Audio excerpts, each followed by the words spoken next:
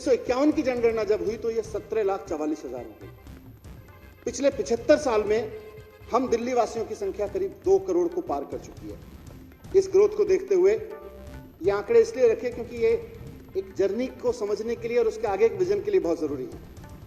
ये जो ग्रोथ है इसको देखते हुए 2047 तक दिल्ली की आबादी करीब 3 करोड़ 28 लाख तक पहुंचने का अनुमान है। और आज इस बजट में 2047 में इतनी बड़ी आबादी के लिए जो इंफ्रास्ट्रक्चर चाहिए होगा, जो सम्मान से जीने के लिए सुविधाएं चाहिए होंगी, उसकी नींव हम आज इस बजट में यहाँ पे रखेंगे। बता दें कि ये पिछली बार के बजट से 4,000 करोड़ ज्यादा है। कोरोना काल के चलते सिसोदिया ने टैबलेट से बजट पेश किया। इसके साथ ही सभी विधायकों को भी बजट पढ़ने के लिए टैबलेट दिए गए थे। मनीष सिसोदिया ने कहा कि 1947 में 6 लाख के करीब की आबादी थी, आज 2 करोड़ की आबादी है। 2047 तक करीब 3 करोड़ 28 लाख आबादी पहुंचने का अनुमान है। सिसोदिया ने कहा सरकार दिल्ली के लोगों के जीवन स्तर और उनकी प्रति व्यक्ति आय को बढ़ाने के लिए प्रतिबद्धता से काम कर रही है। 2047 तक सिंगापुर के प्रति व्यक्ति की आय के बराबर करने का लक्ष्य है। करीब 16 गुना वृद्धि करनी होगी। लक्ष्य मुश्किल है लेकिन पूरा करके रहेंगे। कैमरामैन करण मेहरा के साथ हिमांशी अरोड़ा की रिपोर्ट। कोरोना महामारी का प्रकोप लगातार जारी है। वहीं बॉलीवुड में भी कोरोना महामारी ने अपना कहर बरपा दिया है। दरअसल रणबीर कपूर के बाद अब संजय लीला भंसाली भी कोरोना संक्रमित हो गए हैं। एक्टर रणबीर कपूर के कोरोना पॉजिटिव आने के बाद अब डायरेक्टर प्रोड्यूसर संजय लीला भंसाली भी कोरोना संक्रमित पाए गए हैं। डायरेक्टर इस वक्त सेल्फ क्वारंटीन में हैं। जानकारी के मुताबिक अपनी आने वाली फिल्म की शूटिंग के दौरान संजय लीला भंसाली कोरोना वायरस से ग्रसित हुए हैं। फिलहाल फिल्म की शूटिंग रोक दी गई है। ये शूटिंग मुंबई फिल्म सिटी में हो रही थी। संजय लीला भंसाली कोरोना पॉजिटिव पाए जाने के बाद फिल्म की शूटिंग बंद कर दी गई और सभी कास्ट और क्रू का कोरोना टेस्ट भी करवाया गया। कोरोना का कहर देश में ही नहीं अब पूरी दुनिया पर छाने लगा है। वहीं अब बॉलीवुड भी कोरोना के कहर से परेशान है। कैमरामैन हरपाल के साथ सुमन पाल की रिपोर्ट। इटावा की सियासी ज़मीन से दो मुख्यमंत्रियों ने जन्म लिया है। उत्तर प्रदेश का छोटा सा जिला इटावा। इटावा के पूर्व मुख्यमंत्री मुलायम सिंह यादव का सपना था कि इटावा में लॉयन सफारी खोली जाए। मुलायम सिंह यादव का सपना तो पूरा हुआ, इटावा में लॉयन सफारी खोल भी दी गई, लेकिन अभी तक इस लॉयन सफारी का आम पर्यटक दीदार नहीं कर पाए हैं। मैंने सुना है कि अब तक तो शेर नहीं देख पाए थे, अब ऐलान किया है तो ज़रूर जाएंगे देखने। कब तक हो पाएगा ये पता नहीं है। मैं इसीलिए आज यहाँ पर आया हूँ और सब पत्रकार मित्र हैं उनके साथ आया हूँ और इसी दृष्टि से प्रचार प्रसार हो इसका, और उस दृष्टि से देसी विदेशी पर्यटक यहाँ आके रुक सके, इसके लिए मैं अपील करूँगा। यहाँ हमारे इटावा के जो बड़े बड़े लोग हैं, आगरा के लोग हैं, देश के लोग हैं, कि यहाँ पर बड़े बड़े होटल खुले जाएं जिससे देसी विदेशी पर्यटक यहाँ रुक सके। यहाँ जो पुलिस विभाग के लोग हैं, यहाँ के और लोग हैं, यहाँ पर आराम से और चीज़ें देख सकें, बच्चों के लिए कुछ यहाँ पर खेलने की व्यवस्था हो सके। इन सब दृष्टियों से हम प्रशासन के साथ बैठ करके इस पर विचार करेंगे और इसको कैसे ये उस दिशा में आगे बढ़े, इसकी हमारी ये प्राथमिकता रहेगी, हमारी कोशिश रहेगी। लॉयन सफारी का जो सपना मुलायम सिंह यादव नेताजी ने देखा था, वो सपना उन्होंने पूरा कर दिया। लॉयन सफारी को बनवा दिया है, लेकिन सरकार जाने के बाद इस लॉयन सफारी का शुभारंभ बीजेपी के वन्य मंत्री दारा सिंह चौहान ने किया। आज दिन तक ये लॉयन सफारी में जो शेर हैं उनका पर्यटक दीदार नहीं कर पा रहे हैं। यहाँ पर जू अथॉरिटी की एक जो लिमिट है, गाइडलाइन है, उसके अनुसार शेरों की जो संख्या है वो कम होने की वजह से जो यहाँ के पर्यटक हैं वो अभी तक शेरों का दीदार नहीं कर पा रहे हैं। कल परसों यहाँ के जो इटावा के सांसद रामचंद्र कठेरिया, उन्होंने इटावा की लॉयन सफारी का दौरा किया है। दौरा के दौरान उन्होंने बताया कि शीघ्र ही ये लॉयन सफारी आम पर्यटकों के लिए खोल दी जाएगी। अब इटावा की लॉयन सफारी में लगभग 24 शेरों का कुनबा हो गया है और जू अथॉरिटी की गाइडलाइन अब पूरी हो गई है। शेरों की संख्या बढ़ गई, इसके चलते शीघ्र ही इटावा की लॉयन सफारी आम पर्यटकों के लिए खोल दी जाएगी और देश विदेश से दूर दराज से जो पर्यटक हैं वो इटावा की लॉयन सफारी में आकर शेरों का दीदार कर सकेंगे। Sanat Tiwari, ANB news, Etawah.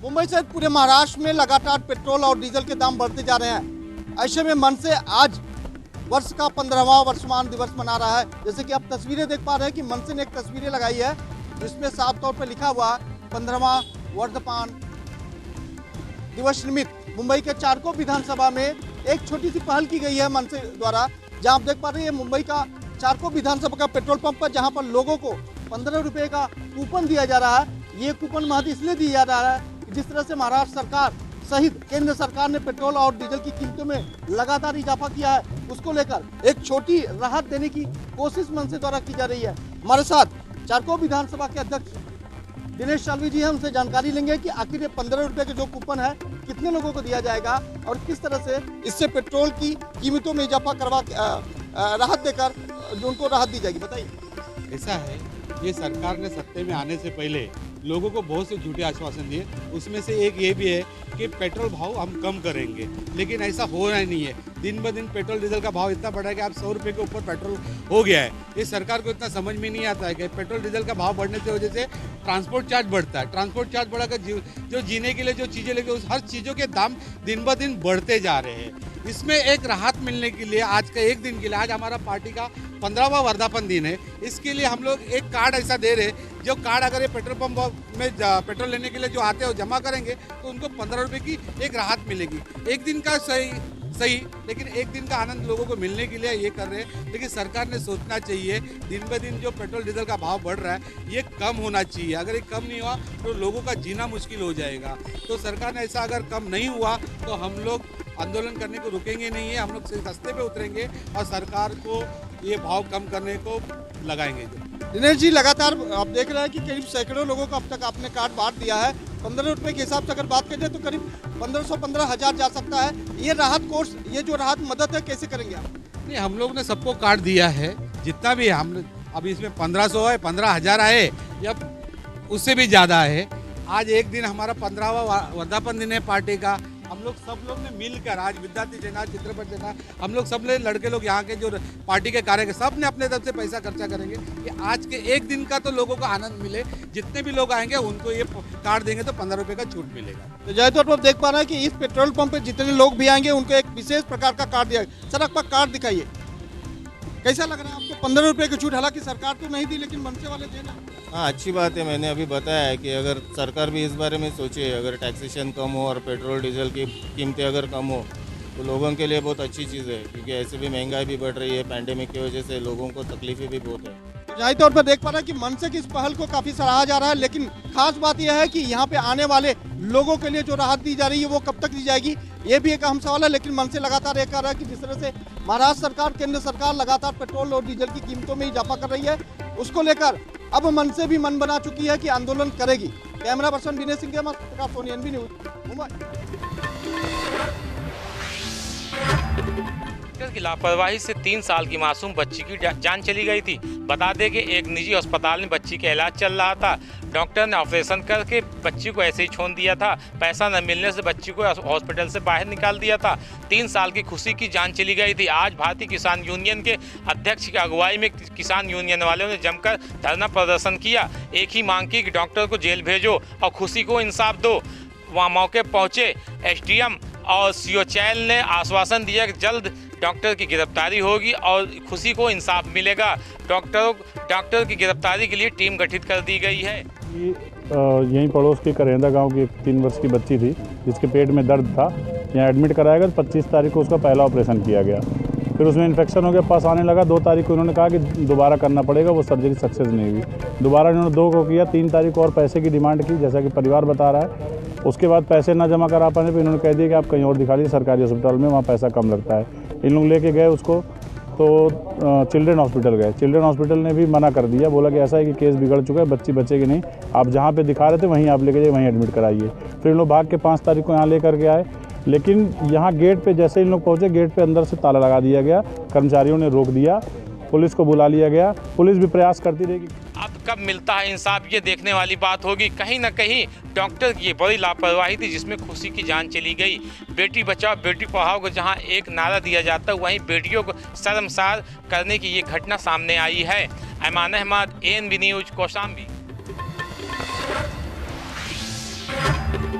मुरादाबाद जनपद के भोजपुर थाना क्षेत्र के टांडा रोड स्थित बने राणा शुगर मिल के कुछ पदाधिकारी बाहर का गन्ना सस्ते कम दामों पर खरीदकर ट्रैक्टर ट्रॉली से ओवरलोड भरकर मंगा रहे हैं। आप तस्वीरों में साफ देख सकते हैं कि किस तरह गन्ने से भरी ओवरलोड ट्रैक्टर ट्रॉली रोड पर दौड़ रही है। यदि अगर कोई बड़ा हादसा होता है तो इसका जिम्मेदार कौन होगा? अब देखने वाली बात यह होगी कि जिस तरह से राणा शुगर मिल के अधिकारी बाहर का गन्ना कम सस्ते रेटों में मंगा रहे हैं और ओवरलोड ट्रैक्टर ट्रॉली जमकर रोडों पर दौड़ रही है। कोई भी पुलिस प्रशासन इन पर रोक नहीं लगा रहा है, ये जमकर दौड़ रही हैं। क्षेत्रीय किसानों का ये भी कहना है कि राणा शुगर मिल के पदाधिकारी यहाँ के क्षेत्रीय किसानों को पर्ची ना दे करके बाहर के गन्ने को कम सस्ते रेटों में खरीद रहे हैं और मिल के अंदर मंगा रहे हैं। अब देखने वाली बात यह होगी कि जिस तरह से राणा शुगर मिल के पदाधिकारी कालाबाजारी कर रहे हैं और कम सस्ते रेटों में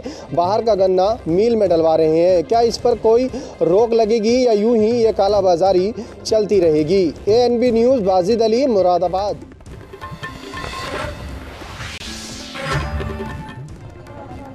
MSP और 3 कृषि कानूनों के विरोध में लगातार किसान सड़कों पर हैं और संसद में भी हंगामा हो रहा है।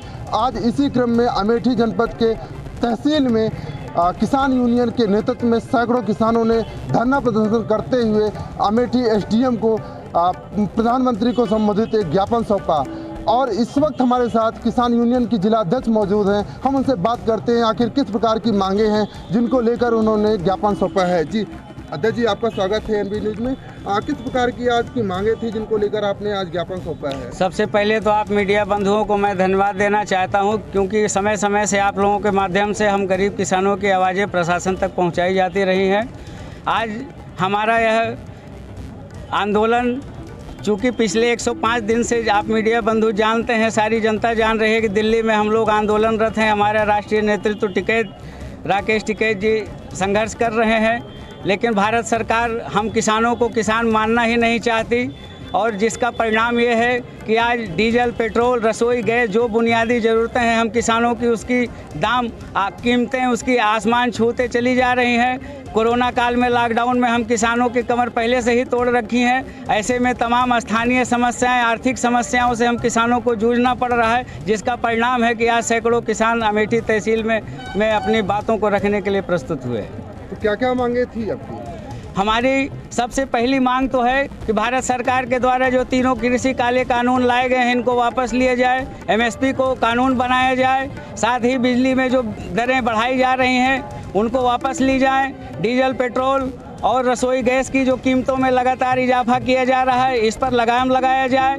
साथ ही हमारे अमेठी जनपद की कुछ मांगे हैं। हमारे अमेठी जनपद के CSC अस्पताल में डिजिटल एक्सरे मशीन लगाने की मांग हम किसानों ने की है। इसके अलावा ब्लड बैंक बनाए जाने की, इस तरह तमाम 12-13 मुद्दे हमारे रहे हैं, जिसको हम लोगों ने प्रधानमंत्री जी को संबोधित ज्ञापन अपने उप जिलाधिकारी महोदय के माध्यम से अगर आपकी मांगे नहीं पूरी की जाती है तो आगे आपकी क्या रणनीति? यदि हमारी मांगे नहीं पूरी की गई तो यह पूरा देश देख रहा है। आज पूरे देश के किसान जाग चुके हैं और हमारा यह आंदोलन धीरे धीरे जन जन आंदोलन बनता जा रहा है और इसका खामियाजा भारत सरकार को भुगतना पड़ेगा। ये हमारे साथ किसान यूनियन के जिला अध्यक्ष हैं, जिन्होंने साफ तौर पर कहा कि बढ़ती महंगाई और MSP और 3 कृषि कानूनों के विरोध में हम लगातार सड़कों पर हैं और ऐसे में अगर हमारी मांगे नहीं मानी जाती हैं तो हम ये आंदोलन अनवरत जारी रखेंगे। कैमरा पर्सन संजय यादव के साथ राजकुमार जायसवाल, ANB न्यूज़, अमेठी।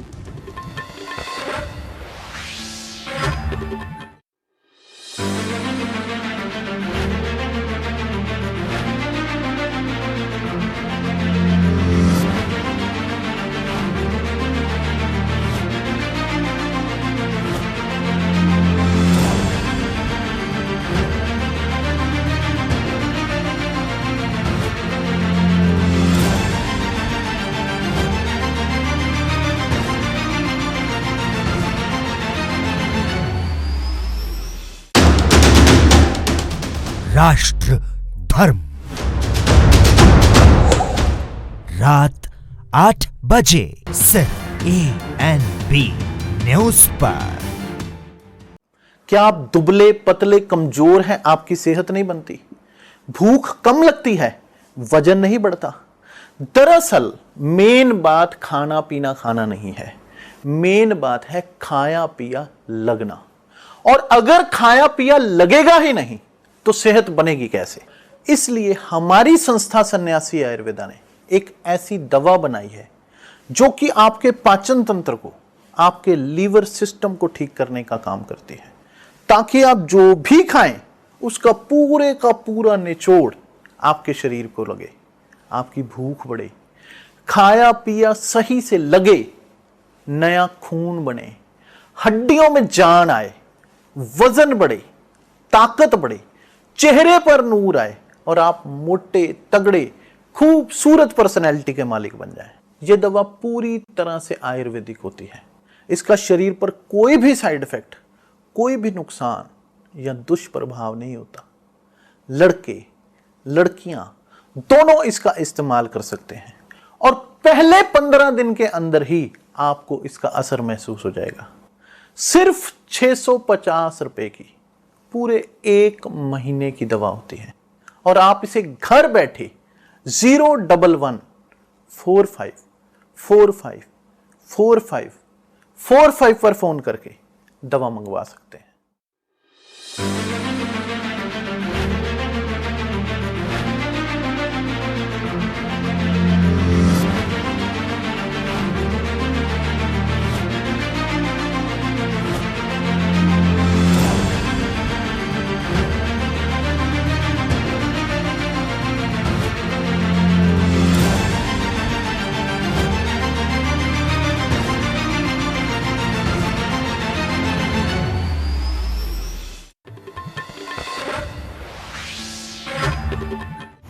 तारीख को पूरे देश में शिवरात्रि का त्योहार मनाया जाएगा। हम आपको बता दें, आज मथुरा जनपद के कस्बा राया में आए हुए हैं, जहां हाथरस मथुरा मार्ग पर कांवड़ियों का जनरैलाप देखने को मिल रहा है। आपको बता दें, वहीं भक्तों के द्वारा उनका जगह जगह स्वागत भी किया जा रहा है और उनको प्रसाद भी वितरण किया जा रहा है। वहीं राया प्रशासन के द्वारा, राया पुलिस के द्वारा उनकी व्यवस्था की गई है और उनको जगह जगह उनका जो काफिला चल रहा है उसको देखते हुए प्रशासन पूरी तरह मुस्तैद है और जगह जगह बैरियर लगा के उनको वहाँ से निकाला जा रहा है।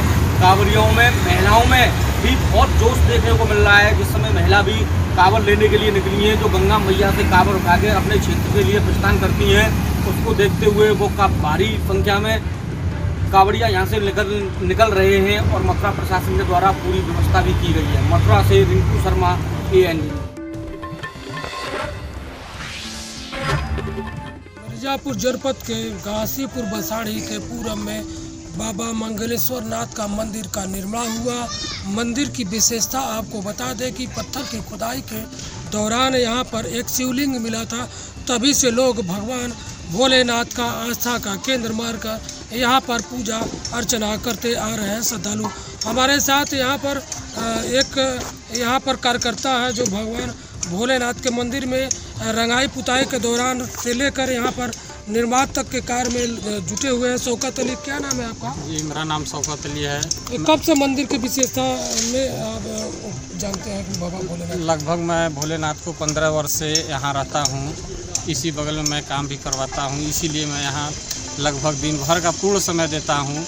चाहे किसी भी महीने में, लगभग 12 महीने में यहाँ रहता हूँ और भोलेनाथ के दरबार में काफ़ी लोग अगल बगल से। यहाँ मंदिर कैसे बना, मंदिर की स्थापना कैसे हुई, कहाँ से शिवलिंग मिला था, क्या विशेषता है? यहाँ मजदूर पहाड़ में खुदाई कर रहे थे। उस समय काफ़ी नीचे जाने के बाद, लगभग 50 फुट नीचे जाने के बाद एक अर्घा और शिवलिंग मिला, तो उसी को लोगों ने बाबा मंगलेश्वर का केंद्र मान करके मंदिर का निर्माण किया और मंदिर बनवाने में काफ़ी यहाँ कठिनाइयों का सामना करना पड़ा। यहाँ कोई व्यवस्था नहीं थी पानी वानी की, तो लोगों ने काफ़ी मजदूर लग कर के गाँव के बगल से सगड़ी से जा कर के पानी की व्यवस्था किया और लोगों के परिश्रम से यहाँ मंदिर का निर्माण हुआ। तो कुछ युवा भी हैं, उनसे भी जानना चाहते हैं क्या आस्था है मंदिर से?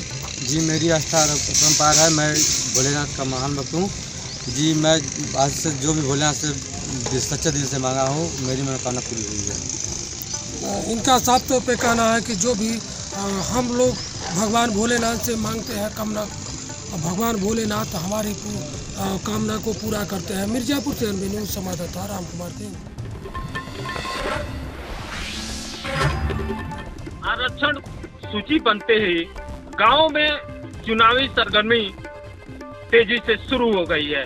इसको लेके आरक्षण को लेके तमाम जो है आपत्तियां भी पड़ रही हैं, लोगों की शिकायतें भी जा रही हैं। हम आज मौजूद हैं इस गांव में जहां पे आरक्षण सूची में जो नाम दर्ज हैं 91% पिछड़ी हैं और 2% जो है ये सामान्य बिरादरी के लोग हैं।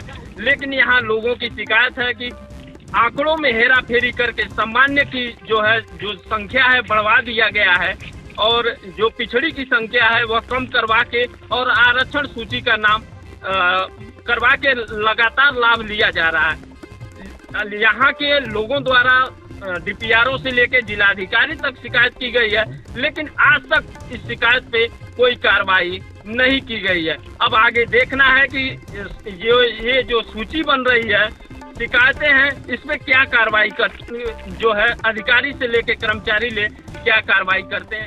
सर हमारे गांव जो है परसौनिकपुर, ब्लॉक तमकुही, तहसील तमकुही, जिला कुशीनगर के निवासी हैं हम लोग और हमारे गांव में जो है 2% सामान्य जाति की जनसंख्या है और 91% पिछड़ी जाति की जनसंख्या है। लेकिन हम लोगों के जो है हमेशा जो है सामान्य रहा है। आज इस साल भी जो है 4 साल सामान्य रहा है, इस साल भी जो है सामान्य आ गया है और 5वां बार भी सामान्य आ गया है। 91% हम लोग की जनसंख्या होते हुए भी जो है अभी तक जो है हम लोग का पिछड़ी जात का सीट नहीं मिला है। इसके लिए आप लोगों ने क्यों नहीं मिल रहा है? क्या जो है आंकड़ों में डीआरओ के यहाँ डीएम के यहाँ भी जो एप्लीकेशन दिए, आवेदन किए, लेकिन हम लोग का कोई सुनवाई नहीं हो रहा है। हम लोग का यही दशा होगा तो हम लोग जो है लास्ट में जो है वोट का बहिष्कार करेंगे। वोट जो हमारे गांव से नहीं पड़ेगा या इन लोगों को उन सूची में शामिल किया जाता है। वास्तविक सूची जो बनती है कई बार जांच भी हुई है, लेकिन जांच जो हुई है वह जांच सामने नहीं आ पाई है कि किस तरह की जांच हुई है। अब देखना यह है कि यहाँ किस तरह की कार्रवाई अधिकारियों द्वारा किया जाता है। Govind Patel, ANB news, Kushinagar. मुंबई से सटे पालघर जिले के बोईसर शहर के भैयापाड़ा क्षेत्र में हम खड़े हैं, जहां पे भैयापाड़ा क्षेत्र में लगभग 40 से 45 हजार लोगों की बस्ती है, जहां पे लगभग 15 से 20 हजार घर हैं, जहां गटर की कोई सुविधा नहीं है। पिछले 40 वर्षों से यहाँ पे कोई गटर की ड्रेनेज आउटलेट नहीं थी, लेकिन अब कहा जाता है कि युवा पीढ़ी जब आती है तो काम भी होता है। यहाँ पे देखने को मिला है कि युवा पीढ़ी आने के बाद कई विकास योजनाएं आई हैं। यहाँ पीने का पेयजल की समस्या थी, जिसकी वजह से यहाँ पे एक टाकी बनाई गई और अब यहाँ पे गटर का आउटलेट बनाया जा रहा है। होने वाले इस बजट के अंदर और भी सुविधाएं लेके ये ग्राम पंचायत बॉडी आएगी, ऐसा इस बॉडी का आश्वासन दिया है। कुछ रास्ते नहीं थे, गटार नहीं थे, अभी पूरा दांडीपाड़ा घूमो, पूरा धनन नगर घूमो, अभी कटकरपाड़ा, इधर सभी जगह के काम हुए हैं। क्योंकि कचरे के लिए भी अपन पूरे गाड़ी या कुछ लाई है, रात को कचरा साफ होता है। इतना बड़ा एरिया है, लाख बस्ती का एरिया है। ये ग्राम पंचायत का काम नहीं है, लेकिन ग्राम पंचायत की टीम अच्छी काम कर रही है, इसीलिए आपको विकास देखने को मिलता है। लेकिन यहाँ पे अभी भी कुछ सुविधा बाकी है, जिसके लिए आश्वासन दिया गया है कि उसे भी जल्द पूरा किया जाएगा। कैमरामैन कमर रजा के साथ अशरफ शेख, ANB बोईसर। महाराष्ट्र में राजनीतिक सियासत काफ़ी तेज हो गई है। महाराष्ट्र में जहां विधानसभा सत्र शुरू है, वहीं महाराष्ट्र में बढ़ते अपराध को लेकर विपक्ष महाराष्ट्र सरकार पर हावी हो गई है। आपको बता दें कि देश के सबसे अमीर आदमी मुकेश अंबानी के घर के बाहर मिले स्कॉर्पियो और उसके मालिक की संदिग्ध परिस्थिति में मौत के बाद राजनीतिक सियासत और भी गर्मा गई है। आज जहां अधिवेशन 4 बार रोकना पड़ा, वहीं महाराष्ट्र के पूर्व मुख्यमंत्री देवेंद्र फडणवीस ने इस पूरे मामले में गंभीर आरोप लगाते हुए महाराष्ट्र सरकार को कटघरे में खड़ा कर दिया है। विरोधी पक्ष नेता देवेंद्र फडणवीस का माने तो हिरेन के मौत के पीछे कोई गहरा राज है, जिसे महाराष्ट्र सरकार छुपाना चाहती है। बहरहाल इस पूरे मामले में जहां क्राइम ब्रांच और NIA की टीम जांच कर रही है, वहीं देखना ये होगा कि क्या कुछ सच्चाई बाहर निकल कर आ पाती है। मुंबई से NB न्यूज़ के लिए सूरज के साथ मुरारी सिंह। जागो इंडिया पार्टी की तरफ से आज एक प्रेस वार्ता की गई, जिसके अंदर मंजीत सिंह जीके ने कह सकते हैं मॉडल टाउन से उम्मीदवार जो गुरुद्वारा सिख कमेटी के लिए चुनाव लड़ेंगे मॉडल टाउन से, उनको आज उतारा गया है और कहीं ना कहीं उनको टिकट देकर ये साबित कर दिया गया है अब दिल्ली के अंदर भी कहीं ना कहीं जागो इंडिया पार्टी के उम्मीदवार सीट चुनाव लड़ेंगे और चुनाव जीतेंगे। इलाके से बहुत बड़ी संख्या में जो अशोक विहार फेज 2 के गुरुद्वारा साहब के प्रेसिडेंट सेक्रेटरी और अहदेदार सबान संगत रूप में उन्होंने जसविंदर सिंह हनी जी को कैंडिडेट मॉडल टाउन सीट से घोषित किया है। मैं वेलकम करता हूं सारी मॉडल टाउन कॉन्स्टिट्यूएंसी की टीम को। देखना होगा क्या आने वाले समय के अंदर जो गुरुद्वारा सिख कमेटी के लिए जो चुनाव होने वाले हैं उसके अंदर किसको बढ़त मिल पाती है या किसका दबदबा होगा। इरफान खान के साथ राजीव कुमार तिवारी, एनबी न्यूज़, दिल्ली।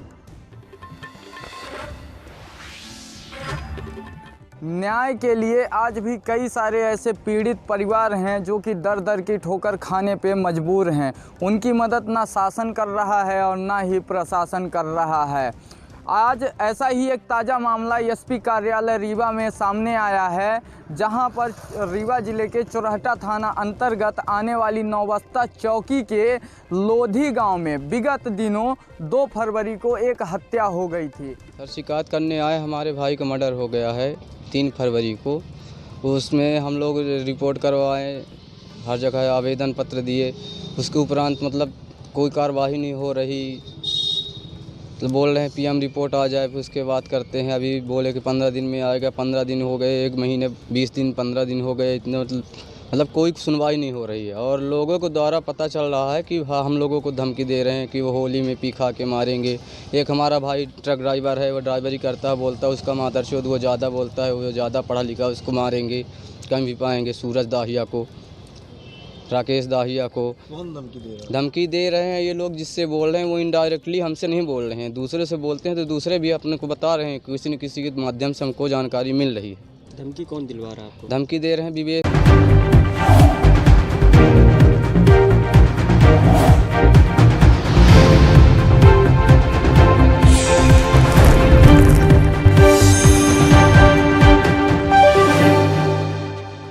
क्या आप दुबले पतले कमजोर हैं, आपकी सेहत नहीं बनती, भूख कम लगती है, वजन नहीं बढ़ता।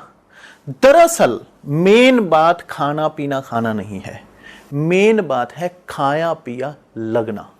और अगर खाया पिया लगेगा ही नहीं तो सेहत बनेगी कैसे। इसलिए हमारी संस्था सन्यासी आयुर्वेदा ने एक ऐसी दवा बनाई है जो कि आपके पाचन तंत्र को, आपके लीवर सिस्टम को ठीक करने का काम करती है, ताकि आप जो